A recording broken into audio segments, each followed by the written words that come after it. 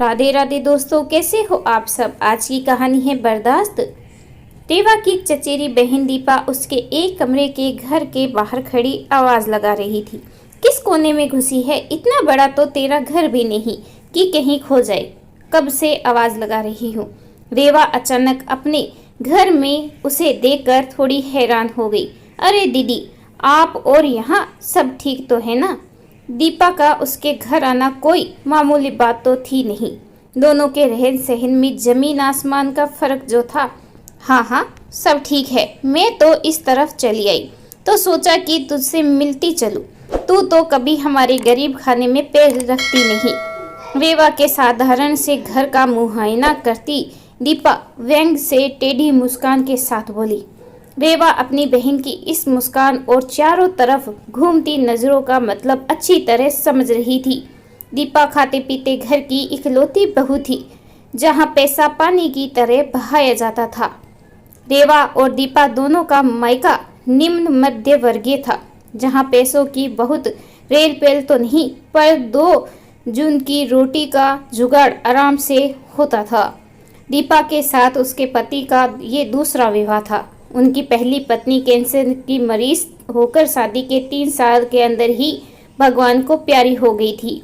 उसी दिन से उन्हें धन संपत्ति से कुछ विरक्ति सी हो गई थी कि जो पैसा उनकी जान से प्यारी पत्नी को उससे छीनने से न बचा सका, उसका होना ना होना क्या मायने रखता है। दीपा के सपने बचपन से ही बड़े थे, जो युवा अवस्था तक आते आते जिद में बदल गए। उसे पता था कि उसके माता पिता को उसके लिए बड़ा घर नहीं मिल सकता। इसीलिए जब दूर के किसी रिश्तेदार ने दीपा के लिए ये रिश्ता सुझाया तो दीपा ने तुरंत अपने माता पिता से इस रिश्ते के लिए हाँ कह दिया। दूसरी ओर रेवा के घर की आर्थिक स्थिति बहुत अच्छी नहीं थी। उसने भाई के साथ काम करने वाले आयुष्मान के साथ प्रेम विवाह किया था, जिसमें उसके माता पिता की रजामंदी भी शामिल थी।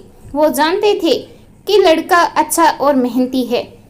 छोटी सी नौकरी और ज़्यादा तनख्वाह न होने के बावजूद रेवा के माता पिता ने इस विवाह के लिए सहर्ष सहमति दे दी थी, क्योंकि उनका स्वयं का आर्थिक स्तर कोई बहुत ज़्यादा ऊंचा नहीं और वो समझते थे कि उनकी बेटी अपने भावी जीवन में भली प्रकार से सामंजस्य कर लेगी।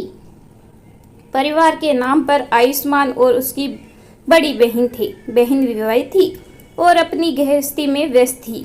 जब तक आयुष्मान अकेला था तब तक तो वो हफ्ते 10 दिन में मायके आती थी, लेकिन उसके रेवा से विवाह के बाद वो भी निश्चित हो गई कि अब भाई का घर भी बस गया।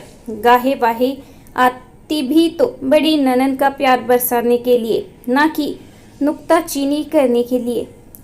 हालात ने दोनों बहन भाई को इतना परिपक्व तो कर ही दिया था कि उन्हें रिश्तों की कदर थी। उनके जैसी रेवा जब उनके छोटे से परिवार में जुड़ गई तो प्यार और अपनापन खुलकर बरसने लगा था। घर बेशक छोटा सा था, एक कमरे के साथ रसोई, जहां एक समय में केवल एक व्यक्ति ही खड़ा हो सकता था, लेकिन फिर भी रेवा का चेहरा शादी के बाद चमक उठा था। पानी तो पिला रेऊ, बड़ी गर्मी है। अपने आप को साड़ी के पल्ले से हवा करती दीपा बोली। इस पर रेवा ने छत का पंखा तेज कर दिया। पंखे की तेज हवा से कपड़े के वो टुकड़े उड़ने लगे जिनसे रेवा पायदान सील रही थी। पास की ही एक फैक्ट्री में रेवा पुराने कपड़ों से पायदान बनाकर बेचती थी। कपड़े फैक्ट्री वाले मुहैया करते थे और घर बैठे रेवा को कुछ आमदनी हो जाती थी। कपड़े उड़ते देख दीपा के चेहरे पर उपहास उड़ाने वाली मुस्कुराहट आ गई। उसने पानी का एक घूंट पीते ही बुरा सा मुंह बनाया। हाय, मुझे तो याद ही नहीं रहा कि तेरे घर में फ्रिज नहीं है। रहने दे, मुझसे नहीं पिया जाएगा ये पानी। अब आदत नहीं रही ना। दीपा की बातें सुनकर रेवा का सब्र धीरे धीरे खत्म हो रहा था। मन किया कि कह दे, 22 साल तक घड़े का पानी पीने की आदत तो एक दिन में ही छूट गई आपकी। अब तो फिर भी 5 साल हो चुके हैं। पर बहन का लिहाज कर चुप रही।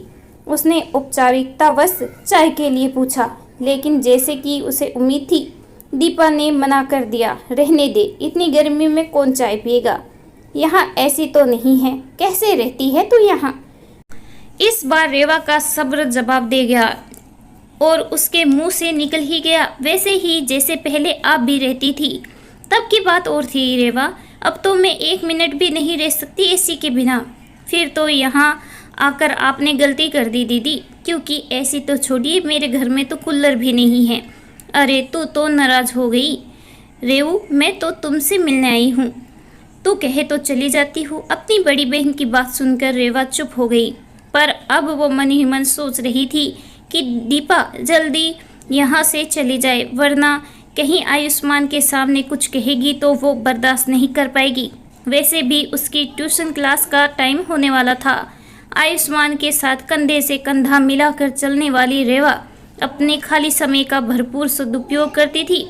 सिलाई के काम के अलावा मोहल्ले के कुछ बच्चे उससे ट्यूशन भी पढ़ते थे, जिनसे उसकी अच्छी आमदनी हो जाती थी। दीपा वहाँ आधे घंटे तक बैठी रही और साथ ही किसी न किसी तरह रेवा को नीचा दिखाने की कोशिश करती रही।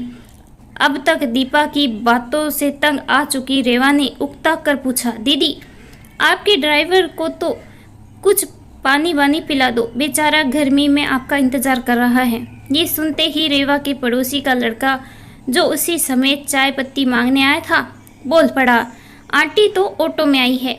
सुनकर रेवा ने आश्चर्य से बहन की तरफ देखा।